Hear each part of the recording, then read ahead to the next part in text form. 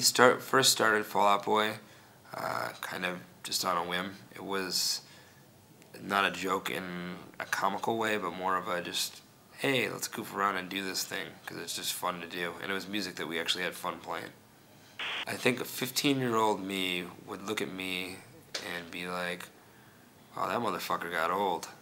I'm not sure how a 15-year-old me would react to me. I've thought about it on many occasions, and I am plenty convinced that I could talk to the 15-year-old me and explain to him why I am the way I am and how he doesn't know exactly how the world works when he's 15 years old, and that he's going to change it over the course of those 15 years.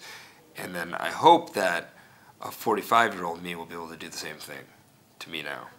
I think that the insecurity that you have when you're younger can stick with you, and I think that in the way that, I mean, if you look in the mirror and you see yourself, you know, and I don't really know too many people that look in the mirror and they're like, oh man, I'm awesome, I better get off to work today. You know, you look in the mirror and you see your flaws, you know. It's just how life is. Well, I don't actually read reviews anymore or read any press anymore, so I don't actually really think too much about the criticism. I just assume that it's being criticized in some very large way. I don't really know. I think that oftentimes with our band, people love us for the wrong reasons and hate us for the wrong reasons, and that's okay. I just like for people to love and hate us and care.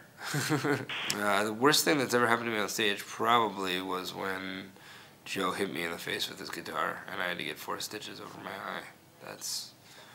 I would guess would be my worst. I play music that I love, but I don't think that I'm personally not in my own favorite band. I think that's too narcissistic even for someone like me who licks the mirror. I've definitely felt myself acting in stereotypical ways of guys in rock bands before, whether it's demanding things get done on time or whatever it is. As soon as you realize you're doing it, you feel like a complete asshole. And usually I think that because you're so worried about being perceived that way, that you act in the complete opposite, to the point where it's actually awkward in a completely different way, where you're like asking people if you can do their laundry or something. It's very bizarre. It kind of freaks people out a little bit. Fame has made me paranoid, personally. It's a camera phone culture. Everything you do is broadcast to the world, and you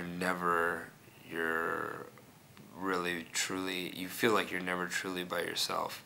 More so, it makes me paranoid about my wife. I'm constantly scared that she's going to be hurt, or, you know, I am infinitely less famous than my wife, and I worry about her and, you know, those situations.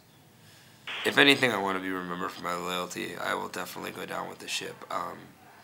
My friends are going to be my friends when we're on top, and my friends are going to be my friends when we're on bottom, and it takes a lot to lose me as a friend.